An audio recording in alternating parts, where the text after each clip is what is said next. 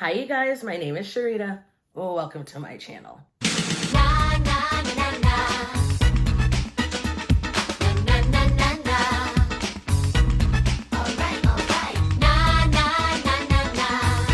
All right, you guys, just like any other normal day, things are happening. And there are things that we need to talk about. I'm not sure exactly where I'm going to go with this video. It might be one topic. It might be multiple topics.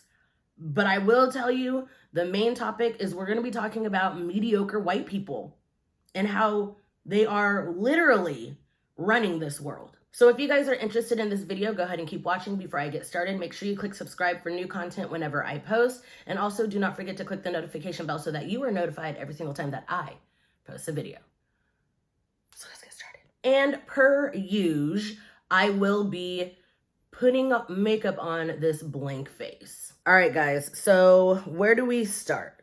We start with, this is how I kind of came up with this topic. A couple days ago, Addison Rae, who is a TikToker, was on the Jimmy Fallon show, late night, day, night, live, whatever, with Jimmy Fallon. I don't know the name of his show. It just might be Jimmy Fallon. But anywho, she was on the show and she was showing off TikTok dances. Now, here's the thing. Everybody does TikTok dances. Literally, everybody does TikTok dances. That's not the problem. The problem is, who created those TikTok dances? Because I can tell you it wasn't Addison. I'll give you a hint. Black people. Now there's this conversation that's happening, and it's why are the creators of these dances not getting the same, not platform, but the same exposure as these young, pretty white girls that do the same, that do the dances. So it's not that people are mad that the TikTok dances are being done, because that's the reason. The reason for TikTok dances being created is so people can share them and do them. But why is it that these creators, the creators of the dances, how come their videos don't get pushed as much? How come the algorithm does not work how come the algorithm does not work for these young Black kids who are, like, they are the creatives. They're the ones that are actually talented. And not only are these white kids, not only are they, and I don't want to use the word stealing because they're not stealing, but they definitely are appropriating. Not only are they appropriating the content, but then they can't even do it as good as the Black creators. It's embarrassing. If y'all watch the video, it's literally embarrassing. I don't even feel like I can call it doing the bare minimum, because she's putting no effort, yet people are eating it up. Oh my God, did you see how good? Did you see how well she did the dance? Show me where she did it. Show me the talent. Show me where the talent is, because the talent is lacking. The talent is lacking. The talent is not there. There's another video that's going around where they're showing the difference between the black kids who made the dance in comparison to how Addison did it. It's really embarrassing. And of course, everybody's like, this has nothing to do with race, blah, blah, blah, blah. Well, then explain to me why Addison has more subscribers than the people that are actually coming up with Addison Rae would not have a job Addison Rae would not have content for TikTok if it were not for the Black dancers who create the TikTok dances. Prove me wrong. What else does she do? How did she get her start? Because I want to say, like, the first well-known dance that she appropriated was the Renegade dance. Her and that other girl, Charlie D'Amelio. And they didn't make up the dance. They stole the dance.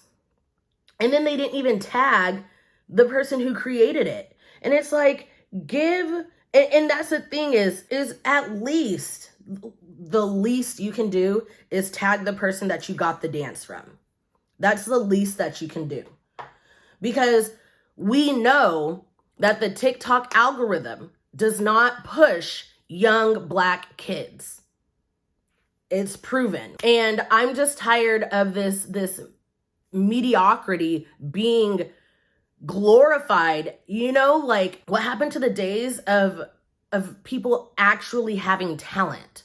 Because the talented people are not being rewarded for their talent. And that's why I'm saying, like, to be white and mediocre must be phenomenal. And that's what we talk about when we talk about white privilege. Well, that's one of the things that we talk about. Because like I said, Addison Rae did the dances. Maybe it was full out to her, but it was not full out. There was no talent involved. And then you've got Jimmy, who's like in the back and he's like, yeah. Have you ever seen somebody dance before, Jimmy? Because. And the sad part is because, you know, like, Addison's getting all this recognition, she's not going to admit that TikTok is racist. She's not going to admit that she can't do the dances very well. She's not going to admit to any of that because she's successful. She's successful off of it. And she's not going to potentially give somebody else her recognition or her success. And then on top of that, for whatever reason, now they gave her a singing career. Did y'all see, first of all, did you see the video and did you hear? I'm not here to talk about whether the song was good or bad because whatever. But I mean, homegirl was, and I'm not saying that I can sing because I can't, but I'm also not trying to make a living out of doing something that I cannot do. So the song mixed with the dance, and then that's the other thing is her choreographer or whatever basically ripped off the whole concept from another singer. I'm drawing a blank right now, but it's identical. It's identical. And then Addison's background dancers were all Black women. It's so ironic that she steals content, she gets famous off of the content, and then she gets a music video and she uses Black people, you know, just like in the background, just like we always are. Like, do you guys not see the irony? Do you not see the irony? Because I do. I'm really just tired of praising people for doing the bare minimum and this is exactly what we talk about when we say Black people have to work 10 times as hard to get half of the recognition. I mean, these kids their dancing is impeccable, but you don't see them on Jimmy Fallon. Why do we keep feeding into mediocrity, but only white people? Because Black people cannot be mediocre and be great. They can't.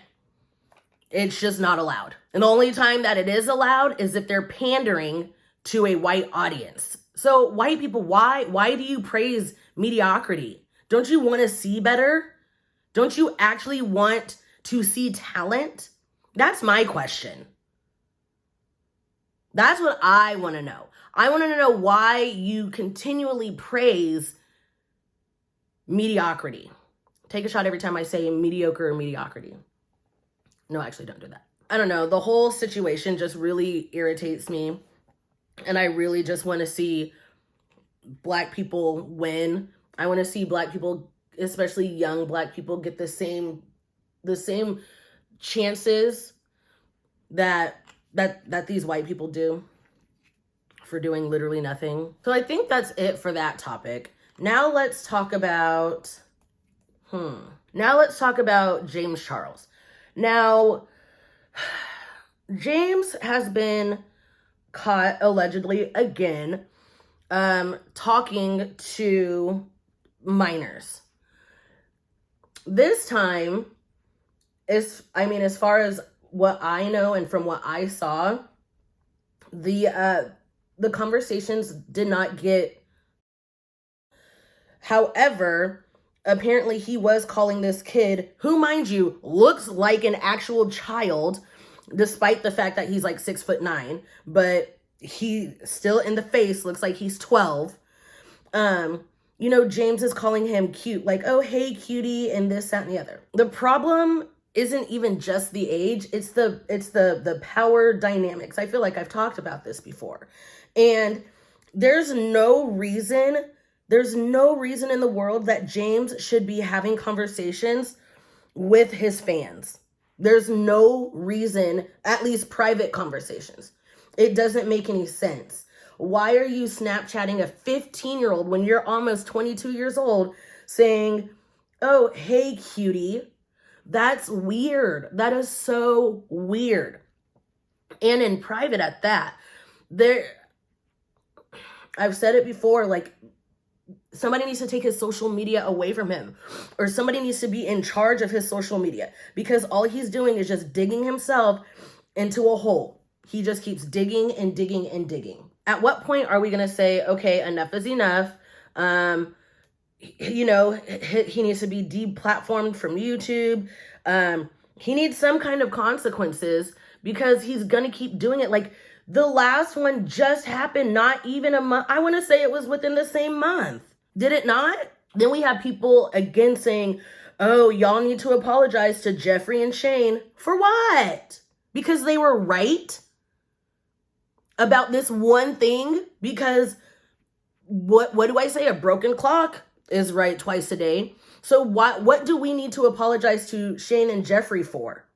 Because just because they were right, just like with the Trisha situation, just because they're right does not negate all of the trashy things that they've done in the past. Were they not complacent? Were they not complacent? Were they not complicit with what was going on until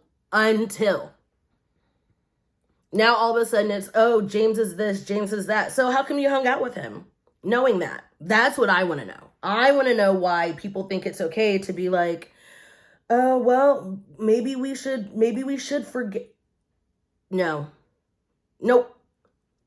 I'm not buying it, because this is what's going to happen. People act like the complaints about Shane are new. They're not new.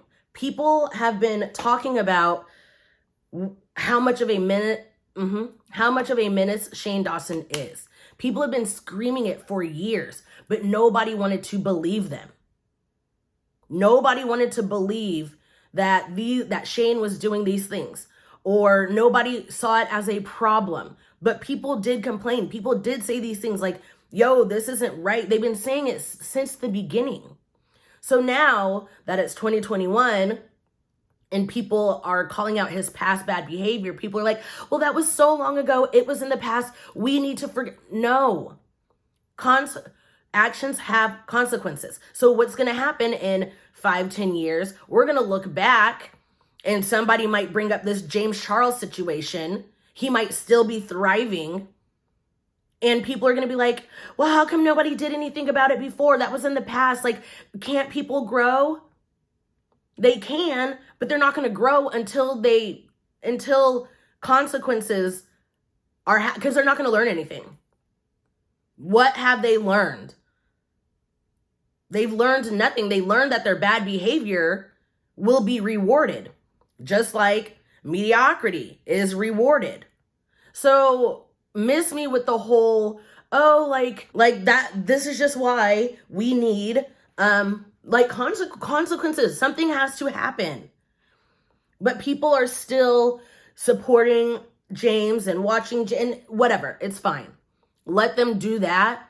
But who, like, you have to, somebody who's in charge of James has to do something about it. Somebody has to do something. He's already not going to be the host on Instant Influencer, but that's it. Like, what else? He still has a YouTube channel. He still has Instagram, and he's still making money from all of this. So is he really losing out on anything besides the instant influencer thing?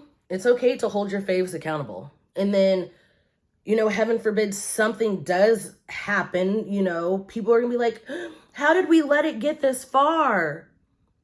I never saw it coming. Then put on some glasses, because all the signs are there. We as people are going to push things to the limit. Push it to the limit.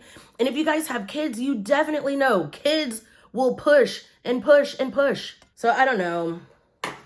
It's a whole lot, you guys. And I just think things need to be done better. Things need to be done way better than they need to be handled better than they are right now. And people are always like, well, what's the solution? I don't have the answers, but what I do know is something needs to be done. That's what I do know. Just like, like with this David Dobrik situation and the Dirty Dan, Dirty Dom. I'll get his name right one day. Actually, he doesn't deserve for me to get his name right. And yeah, like, look what happened with that. And Dirty Man came back on, I think, like, Instagram, and it's just like pretending like nothing happened. Like, he did not abuse a whole child. Well, she was not a child. She was under 21, but over 18. And then I think the last thing that I want to talk about, just because all of this is happening in one day, and I just need to talk, is this whole Quavo and Saweetie situation. So here's the thing about Quavo and Saweetie. So they broke up, and Quavo posted something trying to be all, it wasn't even cryptic. He was like, oh, I didn't know you were that kind of female or woman or whatever, because she posted that they broke up on social media. And then allegedly he repoed the car back that he bought for her or something. And then today a video kind of dropped or was leaked or whatever. And it was Quavo and Saweetie getting into an altercation, as it was put, on an elevator. Now, these elevators are going to get, if an elevator is going to do one thing, it's going to get somebody caught up. That's what it's going to do, because them cameras. So all we saw was, the elevator had opened, and it looks like Saweetie like swung a punch at him, and then it looked like she was also trying to get away, and he literally drug her back into the elevator, and then she kind of sat on the floor, upset, probably hurt, and he's just looking down on her, just looking. The elevator opens again, and then there's a man standing there, and we don't know what was said, but the man did not get on the elevator. I don't know if he was just minding his business. I don't know what the situation is. Nobody really knows the situation. But what I do know is that she was probably terrified. The way that she sat there, the way that he looked down on her, the way that he swung her into that elevator, it looked like she was trying to get away, and he is taking control of the situation. That's what it is. It's control. And I mean, you can try to convince me otherwise, but I doubt it, because there are so many abusers. There's so many famous people who are abusers. And then at one point he looked up, he saw the camera, and that's when he decided, I'm just assuming, he decided that he wasn't going to do what it was that he actually wanted to do. And I know all y'all ashies are going to come and be like, well, she swung on him first, so she deserved it, and da-da-da-da-da. But I thought it was, we didn't know the whole story. How do we know what happened before that elevator opened? Why did she feel the need to defend herself? You ever look at it that way? Probably not.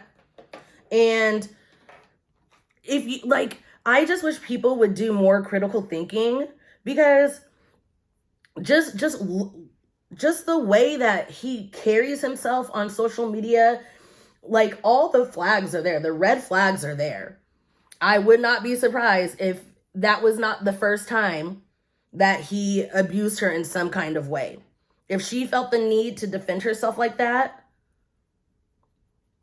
then yeah. I don't think hitting is okay in any kind of situation. I do believe that women can be abusers. So this is not one of those situations where I'm like, oh, she was probably abusing him. Just based off of the way that he threw her in. I don't know, like, I'm having a hard time understanding how people are like, well, I'm just having a hard time figuring out how people are defending Quavo. I'm having a real hard time with that. But I am glad that they are no longer together. I'm really glad that that video was leaked. I don't know, I just feel like there's a lot of bad people who make it to where they are because they're bad people and they're willing to manipulate their way to the top. And especially with those man boy things, it's kind of it's like a pattern. So there are just some things that I will usually believe, victims, I just have a hard time seeing it any other way than she was trying to escape, and he just wanted control, and he was like holding her in that elevator. And then, he just sat there and he didn't help her get up, like none of that. And he just waited and then, she got off the elevator and kind of limped off, and that's that. And I mean, as of now, I haven't heard anything. No, but neither one of them has made a statement as of yet, as the time of me recording this, but I'm sure more will come out. I'm sure more will definitely come out. So I'm going to finish the rest of my face off camera, and then I will come back. But before that, I'm going to let you guys know what I'm using. I'm using this Genesis palette. This is the Midas Cosmetics collab with Drench Cosmetics. And yeah, I'm really excited to use this. And so I will come back and let you guys know what I look like afterwards. All right, you guys, this is the final look. Kind of obsessed with the palette. I might like swatch it and put it on my Instagram or something like that, but I don't know. This is my very first time swatching, whatever. But yeah, so this is the final look. Get the palette. We stand indie brands on this channel. So anyway, let me know what you guys think about all of the topics that I talked about. Let me know some of the things that you think should happen between mediocrity and people not being held accountable, and then just the whole toxic masculinity type situation. So if you enjoyed this video, make sure you give it a big thumbs up. That helps me out a lot. Also, do not forget to link up with me on my social media, especially Twitter. All of that information will be down below in the description box. Also, if you want more of me, make sure you sign up for my Patreon, or you sign up for my membership here on YouTube. But don't sign up for both, because they both reap the same benefits. I don't know if you guys follow me on Twitter, but unfortunately my uncle passed away on March 17th. And so that's kind of what I've been dealing with. And that's why I haven't had a Patreon video out in about a week or so. And I've also been traveling. So I promise at next month, I will have so many more videos for you guys, but we're just dealing with a lot right now. And yeah, so until my next video, I'll see you guys later. Bye. Somebody, oh my gosh, My